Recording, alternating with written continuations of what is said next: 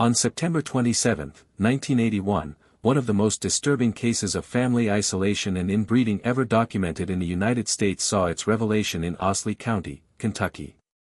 Located in the heart of the Appalachians, Osly was already known as one of America's poorest counties, a place where families had lived in isolated valleys for generations, separated from the rest of the world by impossible mountains and roads that turned inaccessible during the harsh winters. Under a fine drizzle that shrouded the mountains in mist on that specific day, a state social services team was making routine visits to unregistered properties when they discovered a deteriorated house in the region known as La Rose. The property sat almost 5 miles from the main road, accessible only by a dirt path that wound its way between pine trees and century-old oaks. What they found would change the silent history of that valley forever. The house, a wooden structure darkened by time, had no windows, only openings covered with pieces of plastic and cardboard.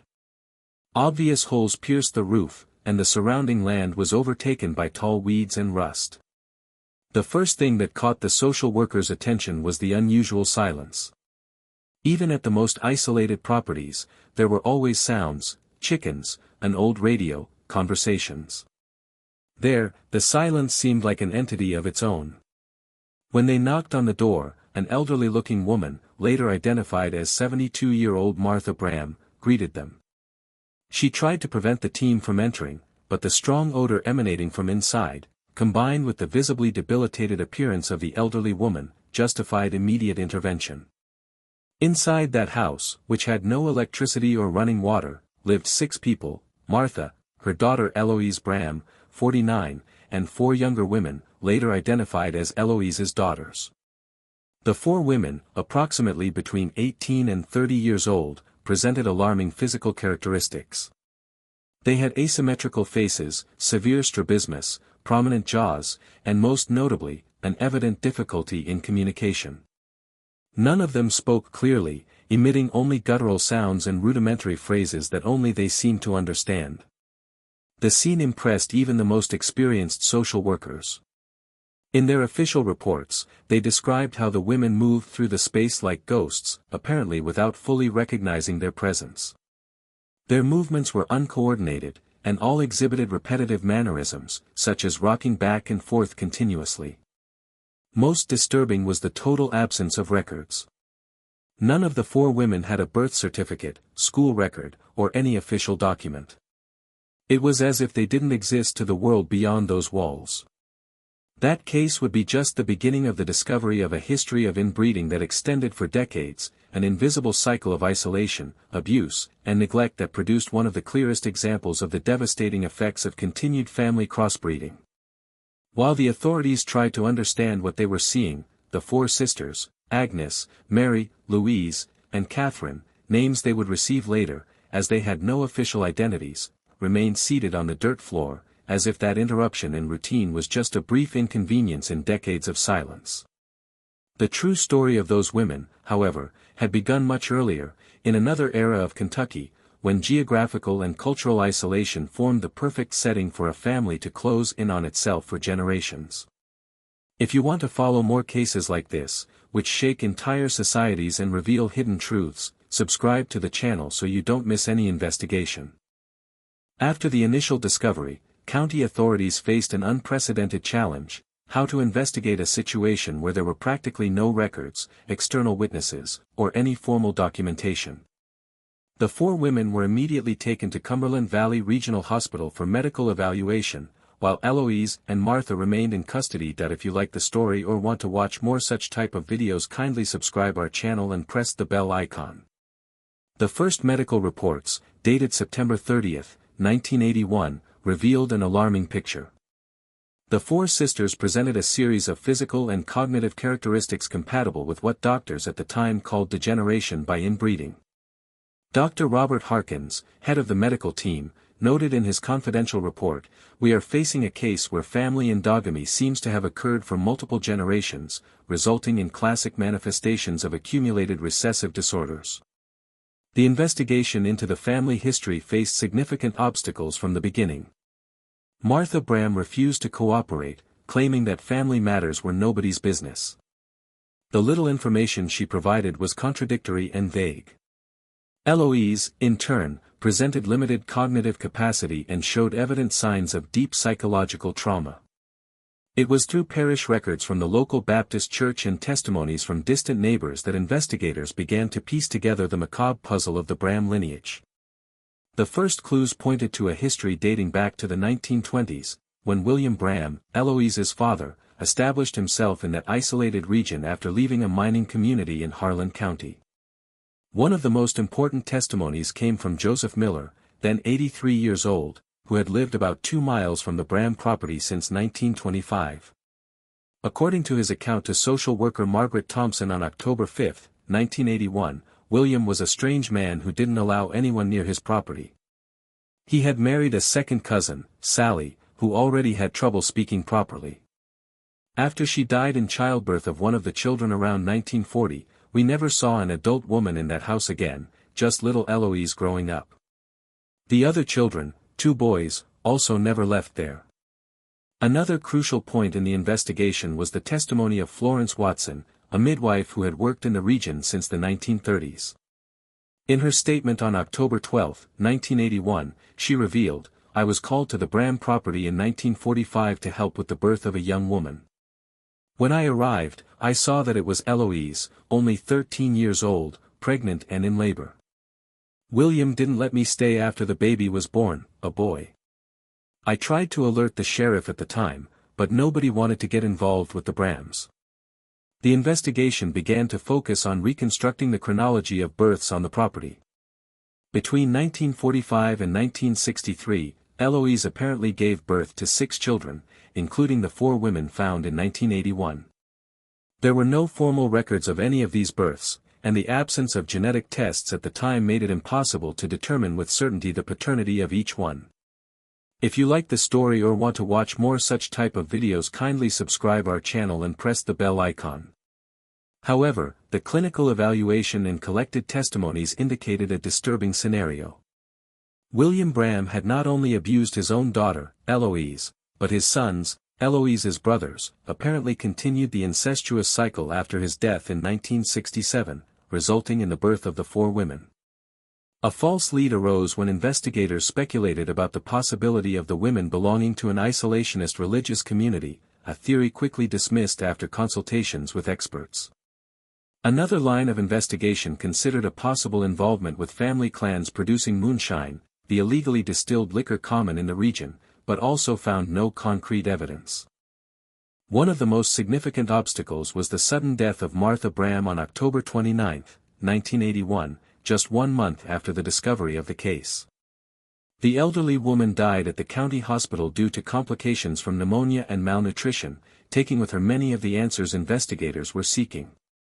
By November 1981, the official investigation had established a predominant theory. William Branham initiated a cycle of incestuous abuse with his daughter Eloise in the 1940s, resulting in children who in turn continued the consanguineous cycle with their own mother and among themselves. The 4 women found in 1981 were the product of this complex genetic intertwining, being simultaneously daughters, sisters, and cousins in a family tree that folded in on itself. The Osceola County Prosecutor's Office faced an unprecedented dilemma: how to proceed legally in a case where the main witnesses and potential defendants had severe cognitive limitations or had already died. Additionally, the statute of limitations for many of the crimes had expired, considering the initial abuses dated back to the 1940s. In an internal memo dated December 14, 1981, District Attorney Clarence Hammond wrote, "This case represents not only an unprecedented legal challenge, but also a systemic failure of our social and community institutions. While we seek to hold accountable the potential perpetrators still alive, we must recognize that society as a whole has failed these women for decades." As the investigation advanced into 1982, significant discoveries began to emerge from the silent past of the Branham family. In January of that year, researchers from the University of Kentucky were called to evaluate the case from a broader medical and anthropological perspective. The team, led by Dr. Helen Montgomery, a specialist in population genetics, analyzed medical records and conducted extensive interviews with longtime residents. One of the most revealing documents was found in the archives of the local church, a baptismal record book containing notes from Pastor Jonathan Williams dated 1935, where he expressed concern about the improper marriage between William Branham and his cousin Sally. The pastor wrote, "I visited the Branham family today and found a concerning situation. William and Sally share maternal grandparents, and signs that our ancestors would associate with too much mixed blood are already noticeable in the children." In March 1982, the investigation located a diary belonging to midwife Florence Watson, who had died in 1979. In the yellowed pages, they found detailed accounts of the births she attended at the Branham property between 1945 and 1963. In a particularly disturbing entry from August 1951, she wrote, "I was called again to the Branham house. Little Eloise, now 19 years old, gave birth to her third child. The child presents the same distant eyes as the others. No man besides William and his sons lives on that property. May God have mercy on those children."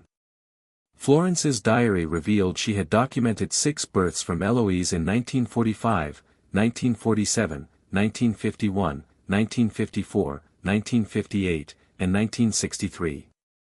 The 4 women found in 1981 corresponded to the births of 1951, Agnes, 1954, Mary, 1958, Louise, and 1963, Catherine.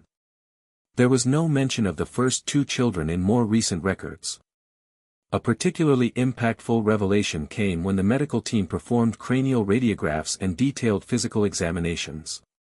Dr. Samuel Pierce, a specialist in genetic disorders, observed, "The patterns of bone, facial, and neurological anomalies present in the 4 women are consistent with the accumulation of deleterious recessive genes through multiple generations of inbreeding. Particularly notable are the symmetrical craniofacial malformations present in all of them, suggesting a very close common ancestor." In April 1982, an accidental discovery brought new light to the case. During repair works on a secondary road near the Branham property, workers found bone remains buried in a swampy terrain. The forensic analysis completed in June 1982 identified the remains as belonging to 2 children of approximately 2 and 5 years old, buried at least 30 years prior. Although it was impossible to determine their identity without genetic tests, the location and time corresponded to Eloise's first 2 children, who were never located. Perhaps the most disturbing revelation came through a late testimony from Harriet Comolmes, a social worker who had briefly visited the property in 1967 after an anonymous complaint. In her statement in July 1982, she reported, "I arrived at the property and was greeted by Martha, who prevented me from entering. I could briefly see the interior through the half-open door. I saw several people sitting on the floor, including young women and at least 2 adult men. What impressed me was that they all rocked back and forth at the same rhythm, as if in a trance. Martha said they were just praying their way and that I should respect their religious beliefs." Comolmes admitted she did not insist on the inspection due to pressure from the local community to not interfere in mountain matters. Her testimony illustrated how cultural isolation and institutional neglect had allowed the cycle to persist for decades. In August 1982, investigators located a former postal worker who reported that William Branham regularly received correspondence from a state institution, indicating some minimal contact with government agencies that never conducted follow-up visits. A crucial piece of evidence emerged in September 1982 when Dr. Montgomery's team analyzed old photographs and identified Eloise in a school photo from 1940, her only appearance in official records. The 8-year-old girl already showed subtle physical signs compatible with first-degree consanguinity, suggesting the incestuous cycle could have begun even earlier. Throughout these months, the 4 sisters remained in a state institution where they received proper medical care and basic education for the first time. The institution's reports indicated modest but significant progress. After 6 months, Agnes and Mary could communicate with simple phrases, and Louise and Catherine demonstrated greater adaptability. Leave in the comments, never give up on the truth, if you believe all missing persons deserve to be found. By the end of 1982, Kentucky authorities had finally established what became known as the Branham case, one of the most extreme examples of family isolation and continuous inbreeding documented in the United States. The story was more complex and disturbing than initial assumptions. William Branham, born in 1902, grew up in an isolated mining community where marriages between cousins were common. In 1920, he married his second cousin, Sally Jenkins, with whom he had 3 children, Eloise, born 1932, Jacob, 1934, and Caleb, 1936. After Sally's death in 1938, William isolated the family further, moving to a remote property in Osle County. It was there he initiated the cycle of incestuous abuse with his daughter Eloise, resulting in her first child in 1945 when she was only 13. The horror multiplied as William and his sons maintained relationships with Eloise, creating a complex genetic web. Martha, William's mother-in-law, remained on the property, apparently unable to prevent what was happening. The final legal documents compiled in December 1982 established the timeline and genealogy. 1945 birth of Eloise's first child, a boy, paternity attributed to William. The child died at age 2. 1947 birth of second child, uncertain paternity, William or Jacob. This child also died in early childhood. 1951 birth of Agnes, paternity attributed to Caleb. 1954 birth of Mary, paternity attributed to Jacob. 1958 birth of Louise, paternity possibly attributed to the son born in 1945, Eloise's son/brother, before his death.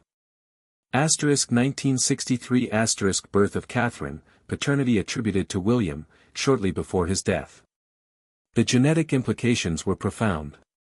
Dr. Samuel Pierce explained, "This case represents an extreme example of multigenerational consanguinity where the coefficient of inbreeding reached levels rarely documented. The phenotypic manifestations are consistent with the homozygotic expression of multiple deleterious recessive genes. The sisters presented a constellation of rare genetic conditions. The legal resolution was complicated. William was dead, Jacob and Caleb were never located. Eloise was declared legally incapable.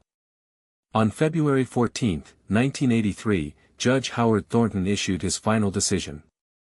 No formal criminal charges were filed due to the death of the main perpetrators and Eloise's mental state. The 4 sisters became wards of the state. The impact was profound. New protocols for visiting isolated properties were instituted, and child protection legislation was revised. For Osle County, the case was a turning point, breaking a silence that had allowed horror to perpetuate. Subsequent developments revealed the lasting impact. The sisters received care and made slow progress. Agnes learned basic sign language and died in 1997 at 46. Mary developed artistic abilities and died in 2001 at 47. Louise became the most resilient, working in a laundry and developing social skills. She died in 2008 at 50. Catherine showed the most cognitive gains and died in 2012 at 49. The Branham property was demolished in 1990. In 2002, a discrete memorial was placed in the county cemetery with just the 4 names. The Branham case remains a somber reminder of the dangers of extreme isolation and institutional neglect, a case study in the devastating effects of continued inbreeding. It was a systemic failure of an entire society to protect its most vulnerable members. If you watched this far, it's because you care about these cases that mark families forever. Leave a comment saying, "I watched this far, so I can get to know you and know who really cares about the search for truth." Don't forget to like this video and share it with those interested in real cases that make us reflect on the limits of the human condition.